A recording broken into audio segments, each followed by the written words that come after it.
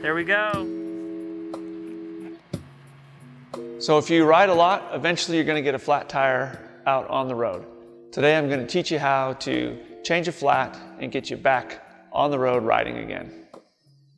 The very first thing, if you get a flat, is to make sure that your bicycle and you are off of the road and in a safe place to change your flat. So you want to make sure that you're far enough off the road that you're not impeding with the cars. If you're on a bike path, again, you want to move your bicycle and you off of the path so you're not interfering with other cyclists that are riding by. The next thing that you want to do is you want to make sure that you have all of the proper equipment to change your flat. This is something that you should be checking and making sure that you have in a pack on your bike ready to go before you take off on the ride, not in the middle of the ride. It's always wise to have some sort of seat bag or something on your bicycle that carries all those proper tools. The things that you would need would be a spare tube, tire levers, and some sort of inflation device, whether it be a CO2 cartridge and inflator, a small mini pump, or some sort of frame pump that is mounted onto your bicycle. So now that you're off the road and in a safe place, your next step is going to be to shift the bike down to its lowest cog in the back and remove the wheel. With your shifter, you're going to shift it down to the lowest cog, and then you'll need to release the brake on the back to get the wheel out. Undo the quick release, and then if you push the derailleur a little forward, that relieves tension on the chain, and the wheels should just drop right out. So now that you have the tire removed from the bicycle, our next step is going to be to take the tire actually off of the rim. You'll need your tire levers. I prefer the little tire levers that have the little hooks on the end of them. Sometimes you feel like you have to have 3 hands to actually change a tire rather than 2. So that process goes like this. You start with the first one.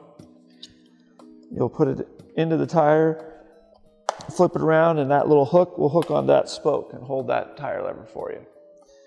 And then you can move over to the next one and do the same thing. Hook it on there. And then as you get to the third one, you should be able to slide it along and take the tire off. Now that we have the tire removed from the rim, the next step is going to be to check the tire for any debris that may still be in it that would cause another flat. When I do this, I always try to find a starting point on the tire so that I kind of know when I've made the full circle around. So I will just start by running my fingers all the way through and around the tire. And you may catch your finger on a little piece of thorn or a piece of glass or something, so you want to be a little careful not to go too fast to cut yourself. But once you find something, then you might have to push that thorn back out of the tire. But you'll go the full circle and make sure that there's nothing in there. So now that we've checked for all the debris, it's now time to install our new inner tube. So we're going to take our new inner tube out of our pack. We'll undo it. And it's always good to put a little bit of volume into the tube before you put it in. That gives you less chance to actually pinch or twist the tube when you're installing it. So you can either blow it up by your mouth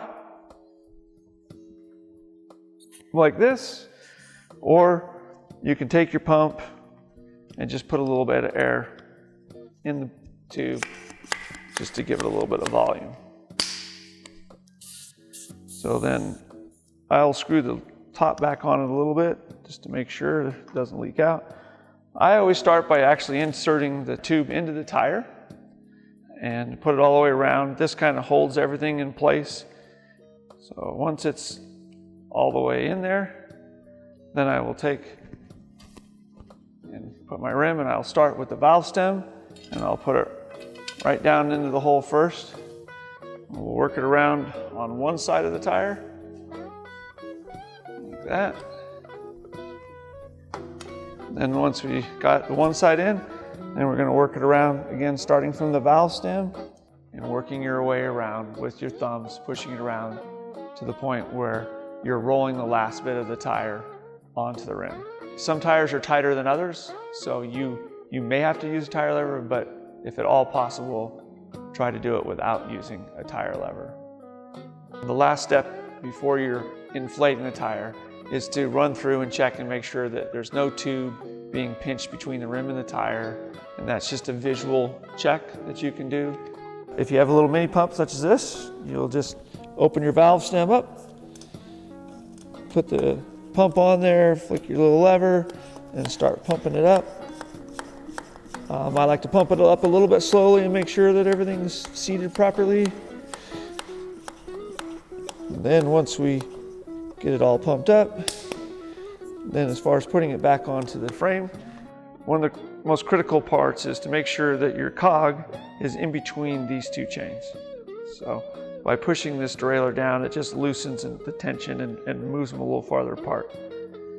When you're putting it on, you don't necessarily have to have it on the first cog. Somewhere in the first 1 to 3 cogs is okay.